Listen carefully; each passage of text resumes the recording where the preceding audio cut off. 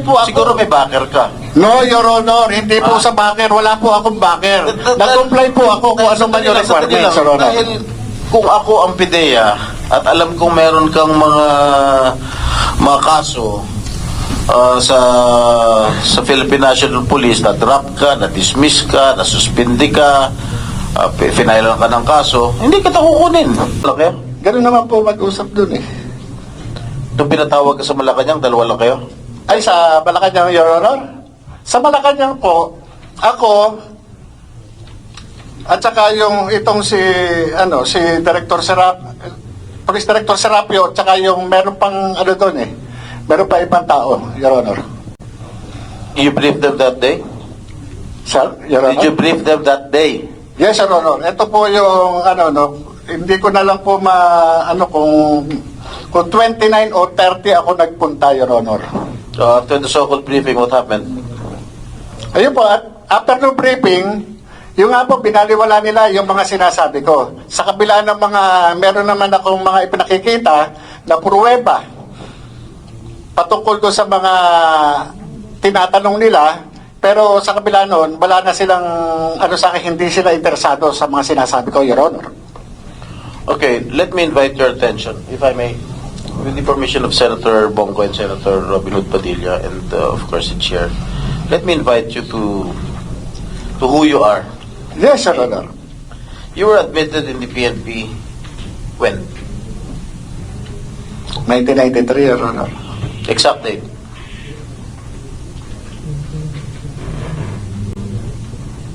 Hindi ko na... Di mo alam? 1993, Kailan ka natanggal? saan, Your Honor? Ha? Saan po, Your Honor? From the service. Sa PIDEA po? PNP. Sa PNP po, yung sinasabi po ni General Lasso. Just answer my question, kailan ka natanggal? When were you dropped from the rolls of the Philippine National Police? Matrap po ako, hindi ko na po matandaan, Your Honor. Wala po sa akin yung dokumento ngayon. Unless, Your Honor, Ilan taon ka nandito po nagservisyo yun. sa police? More or less 16 or 17, Your Honor. 17 years? According to the information that I have received, you were dropped from the PNP on April 25, 1994. Meron pang yan, Your Honor, na restored yan, wait, Your wait, Honor. wait. You were admitted, you said you told us 1993. Correct? Admitted in the PNP. Yes, Your Honor. Yes, Your Honor. You were dropped from the PNP role on 1994, same month. Na-restore. What? Hindi po ako, hindi po ako familiar to sa date. Kung itatanungin niyo po sa akin yung exact date, wala po sa akin yung eksaktong dokumento, Your Honor. Hindi mo alam kung kailan ka natanggal sa serbisyo? Your Honor, yung ganyang, hindi kailangan ko sa dokumento. Your Honor. Alam ko kung kailan ako nakulong eh. Yun po, Your Honor, sa inyo, no? Hindi mo alam kung kailan ka na-drop sa PNP? Totoo po. Kasi, kung pagpapasihan po natin ang dokumento, Your Honor, Your Honor, ang pagsagot kahit saan mang pleading, Your Honor, mapasi ako doon sa dokumento, Your Honor. Hindi lahat ng pagkakataon, Your Honor, makakabisado ko yung mga dokumentong matagal nang nakalipas. Kung ano man yung pangyayari na matagal nang nakalipas, hindi lahat po yun makakabisado ko o maaalala ko. Depende po, kung meron po akong reference na document, maaari ko po kayong masagot ng diretso, Your Honor. Alam mo, imposibleng hindi mo alam kung... Alam mo nga kung kailan ka na-admit sa PNP, hindi mo alam kung kailan ka na-dismiss. Your Honor, Sandali lang. Alam mo na na-admit ka noong 1993, hindi mo alam kung kailan ka na-dismiss sa PNP. Your Honor, The following year na-dismiss ka na. Your Honor, yung sinasabi niyo drop, magkaiba po yung drop doon sa dismissal. Okay. You were dismissed a few months after, 1994 then. Your Honor, Service. Your Honor, yan pong ng PNP na yan, na-restore po ako sa full duty status. Meron naman po yan dyan na kung i-recall ko, ako ay na-restore sa full duty status. May mga po yan, may mga dokumento na nandiyan, Your Okay. Honor. Tell me the reason why you were dismissed. Dismiss or drop, Your Honor. Graft. Drop, Graft? Your Honor. Hindi ko, Give me the reason why you were dismissed from the service. PNP. nagkasakit po ako doon yan, Your Honor eh. Yan yung naging basis ko noon. Your Honor, nagkaroon ng misappreciation of facts. Yan po yung naging ano ko doon sa PNP noon. Kaya nagkaroon ng restoration to full duty status. So, yung dismissal o dropping from roles ay ang kaso mo is awol. Kasi nagkasakit ka? Yes, Your Honor. Yan, na-restore po ako.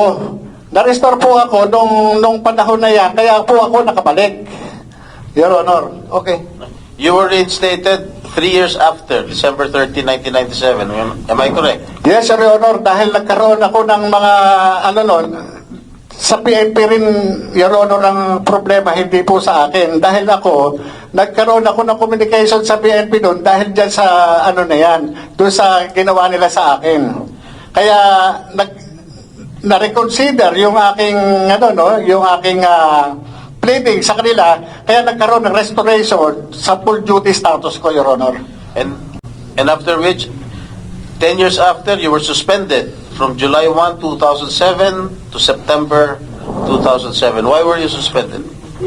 Yan po yung sa trabaho nun, Your Honor, nung ano, no, parang, kung di ako nagkakamali, Your Honor, yes, pleb, kung di ako nagkakamali. O ngayon, naalala mo na. Hindi, Your Honor, ako sa akin, Your Honor, nire-recall ko yan eh.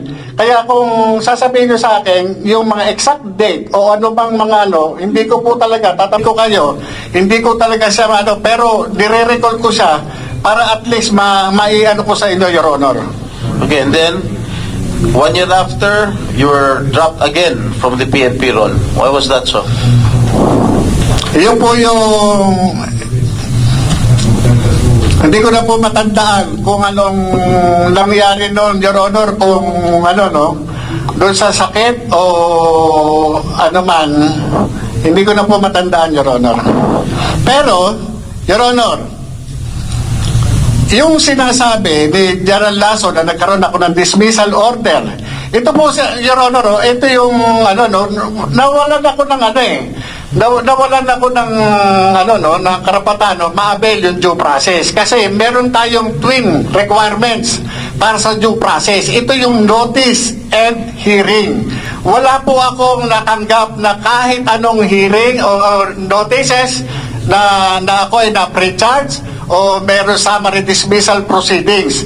Wala po akong natanggap. Kaya nga, kung ako man, ang PNP, pakitaan ako ng anumang dokumento na nagpapatunay na ako ay nag-file ng anumang pleading para kontrahin yung anumang sinasabi sa akin doon sa pre-charge o anumang summary dismissal proceedings. Wala po eh. Kasi hindi ko po na-avail yung due process na yan. Yung sinasabing ganyan. Dahil nung panahon na yan, nag-re-entry na po ako sa PIDEA ng 2009. Wala po ako natanggap niya. Kaya yung ano na yan, sinasabing order ng PNP na dismissal order, eh hindi po, wala po akong ano dyan, walang due process na akong nabinigay sa akin. Nung hinire ka ng PIDEA, you misrepresented yourself that you misrepresented to PIDEA that you do not have any unbroken service in the PNP from 1993 to 2008. And you did not disclose that you were dropped from the PNP role on April 25, 1994 and August 28, 2008. And you were dismissed from the service on November 7, 1994 and was suspended from July 1, 1997 to September of 2007. Your Honor, doon sa pag-accept sa akin ng recruitment committee ng PIDEA, hindi mapapalusutan si General Juniso Santiago. Kaya nga ang sinasabi ko, inaano ko rin kay General Lasso, ang ibig bang sabihin, mas magaling siya doon sa kanyang upperclassman na si General Juniso Santiago na 4-star General sa Armed Forces of the Philippines. Kasi tinanggap po ako ni General Santiago at yung mga hinihingi po sa akin, nag-comply po ako. Paano po yun? Service record kasama po yun. Hindi po pwede na hindi ako magde-declare ng kahit ano pa man dahil magre-reflect yan sa service record. Pangalawa, yung mga clearances. Kasama po yan doon sa recruitment process. Hindi po ako i-appoint ng Philippine Drug Enforcement Agency kung ang aking mga dokumento ay kamas-kamas. Alam naman po natin na si Gerald Santiago hindi po basta-basta mapapalusutan Kaya yan. nga, sandali lang. Kaya nga hindi mo nga sinabi yung katotohanan. Sinabi po, Your Honor. Na-dismiss ka sa Opo, PNP. dahil nga po, meron akong kaya tinawag po nila ako, nag-comply po ako. Siguro may backer ka. No, Your Honor, hindi po sa backer, wala po akong backer. Nag-comply po ako kung ano man yung Sandali requirements, Your Honor. Dahil kung ako ang PIDEA at alam kong meron kang mga kaso sa Philippine National Police, na-drop ka, na-dismiss ka, na-suspindi ka, finailan ka ng kaso, hindi kita kukunin. I'm sure meron kang malakas na backer para papasok ka dyan sa PIDEA. No, Your Honor. At dumaan ako doon sa talagang sa recruitment you process. never Your Honor. disclosed your record sa PIDEA. Hindi mo di-disclose yan eh. Your Honor, imposible po yun. Dumaan po ako doon sa proseso ng recruitment nila, kaya nga po ako inappointed. Dahil kung hindi ako nag-comply, hindi po nila ako tatanggapin. Requirements po yun, batas po yun. Hindi po pwede na yung recruitment committee, ibabiolate nila yung procedure. Hindi po pwede. At saka, Senator Jinggoy, karamihan ng mga initial na mga personnel ng PDEA were coming from the PNP. Kaya imposible makapagtago ito ng kanyang identity doon sa mga pulis na nandun sa PDEA kung ito yung mga kaso niya, hindi niya dinidisclose. Your Honor, tama po yun. Kasi nung panahon na yun, kung di po ako nagkakamali, ang hepe o acting director ng Human Resource Management o yung admin ng PIDEA ay police commission officer, Your Honor. Imposible ho na magkaano ako ng mga mang itatago ko dyan, hindi po pwede. At yung IIS, Your Honor, na nagkakandak ng background investigation, panay police. Hindi po pwede lulusot po ako.